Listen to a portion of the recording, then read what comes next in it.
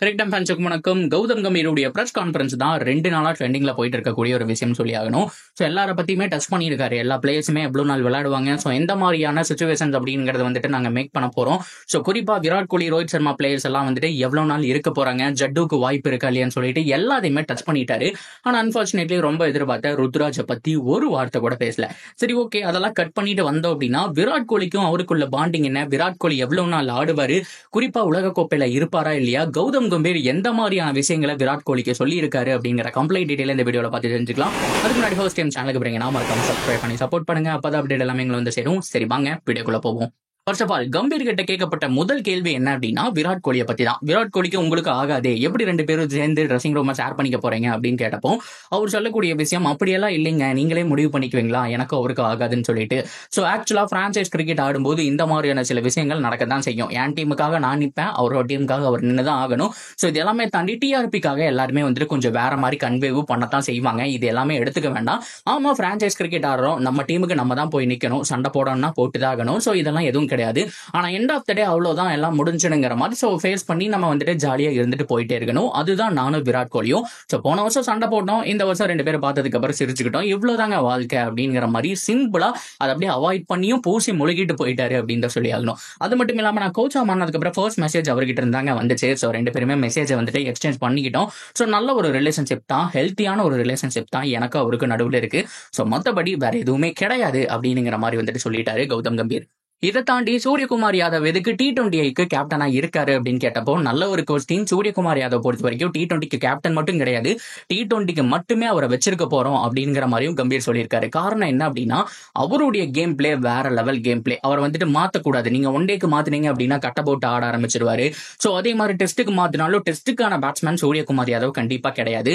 இந்த மாதிரியான ஒரு பேட்ஸ்மேனை கண்டிப்பா எல்லா ஃபார்மேட்லயும் போட்டு குழப்பக்கூடாது. அதனால அவருடைய T20 கேமை ஸ்பாயில் பண்ணாத விதமா அவரை T20க்கு கேப்டனாவும் மாத்தி அந்த கேம் மட்டும் விளையாடுற மாதிரியும் நாங்க பண்ணியிருக்கோங்கிற மாதிரி ஸ்மூத் ஆன்சர் பண்ணிட்டாரு கௌதம் கம்பீர். அதை தாண்டி கில்ல பொறுத்த வரைக்கும் ஏன் அப்படின்னு கேட்டப்போ அவர்கிட்ட இந்த பொட்டன்சியல் டேலண்ட் எல்லாமே இருக்கு. அண்ட் 3D பிளேயரா உருவாக்க போறோம். 3 விதமான ஃபார்மேட்லயே ஆடுவாரு, டெஸ்டும் ஆடுவாரு, T20 ஆடுவாரு, ஒன் டேவும் ஆடுவாருங்கிற மாதிரி கௌதம் கம்பீர் சொல்லிட்டு போயிட்டாரு.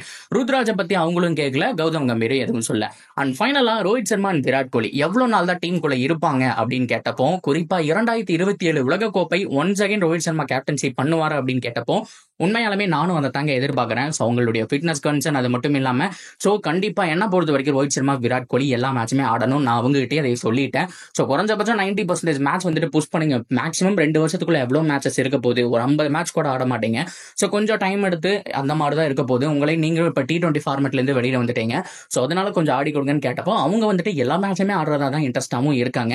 பட் இருந்தாலும் உங்களுடைய ஃபிட்னஸ் கன்சர்ன் எல்லாமே 2027ங்கிறது கொஞ்சம் லாங் ஜேர்னி. அதுக்குள்ள பார்த்தோம் அப்படின்னா அந்த ஃபிட்னஸ் கன்சர்ன் அது மட்டும் இல்லாம இன்ஜுரிஸ் எல்லாம் உங்களுக்கு வந்தா கூட அவங்க வெளியில போறதுக்கான சான்ஸ் இருக்கு. ஸோ இது எல்லாமே நம்ம முடிவு பண்ண முடியாது. பட் அவங்க இருக்காங்க அப்படிங்கிற பட்சத்துல என்னுடைய first choice Virat Kohli and Rohit Sharma தான் வந்துட்டு T20 உலக கோப்பையில எப்படி விளையாண்டாங்களோ ஸோ அதே மாதிரி ODI வேர்ல்ட் கப் 2027க்கும் நான் கொண்டு போவேன் அப்படிங்கிற மாதிரி கம்பீர் திட்டவட்டமா சொல்லிட்டாரு. அண்ட் ஒரு சில கோலி ஃபேன்ஸ் வந்துட்டு இதை வேற மாதிரியும் திருச்சி விட்டுட்டு இருக்காங்க சோசியல் மீடியாவில்.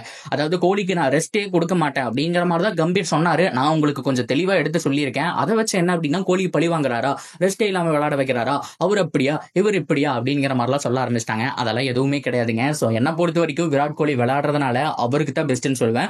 ஒன்னு ஃபார்ம் அவுட் ஆக மாட்டாரு, IPL-லும் செமையா ஆடுவாரு. ஸோ அது மட்டும் இல்லாம ஒன் டேவும் பார்த்தோம் அப்படின்னா கொஞ்சம் ஸ்மூத்தா தானே. ஸோ நிறைய பால் சாப்பிட்டுக்கலாம், கொஞ்சம் ஜாலியா ஃப்ரீயா, அப்பப்போ ஒரு 4 அப்பப்போ ஒரு 6 இந்த மாதிரி லிமிட்டடா ஆடிக்கலாம். ஸோ பெருசா ப்ரெஷரும் இருக்க போறது கிடையாது.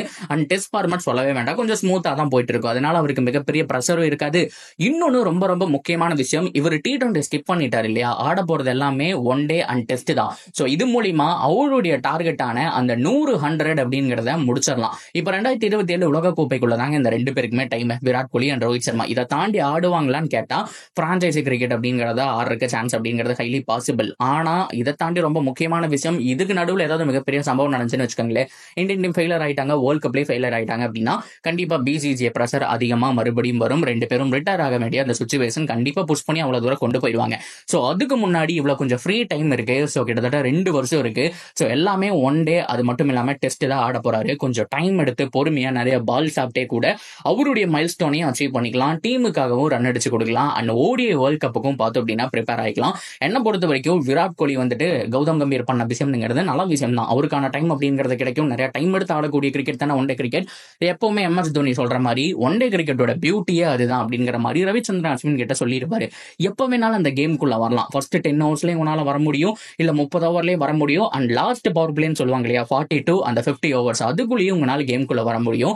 ஸோ எப்போ வேணாலும் கேமுக்குள்ள வரலாம். T20 கூட ஓரளவுக்கு டிசைட் பண்ணிடலாம். ஆனா ஒன் டே அப்படி கிடையாது. அப்படிங்கிறதுனால தான் அந்த கேமுடைய பியூட்டியே அதுதான். ஸோ அதனால அந்த ஃபார்மெட்டுக்கு செம்மையான ஒரு பேட்ஸ்மேன் விராட் கோலி தான். கம்பீர் பண்ண விஷயம் உண்மையாலுமே சூப்பரான விஷயம் அப்படிங்கிறத நான் சொல்வேன். ஸோ ஓவராலா இதுதான் பிரஸ் கான்ஃபரன்ஸ்ல நடந்துச்சு. விராட் கோலிக்கு சாதகமாக தான் போயிட்டு இருக்கு. ஸோ நோ வரிஸ், கண்டிப்பா எல்லாருடைய பெர்ஃபார்மன்ஸுமே பீக் லெவல்ல இருக்கும் அப்படிங்கறத எதிர்பார்க்கலாம். ஸோ இதை பத்தி நீங்க என்ன நினைக்கிறீங்க அப்படிங்கறத தாராளமா கமெண்ட் செக்ஷன்ல சொல்லுங்க. தொடர்ந்து அப்டேட்டுக்கு சேனலோட இணைஞ்சிருங்க. மறக்காம சப்ஸ்கிரைப் பண்ணி சப்போர்ட் பண்ணுங்க.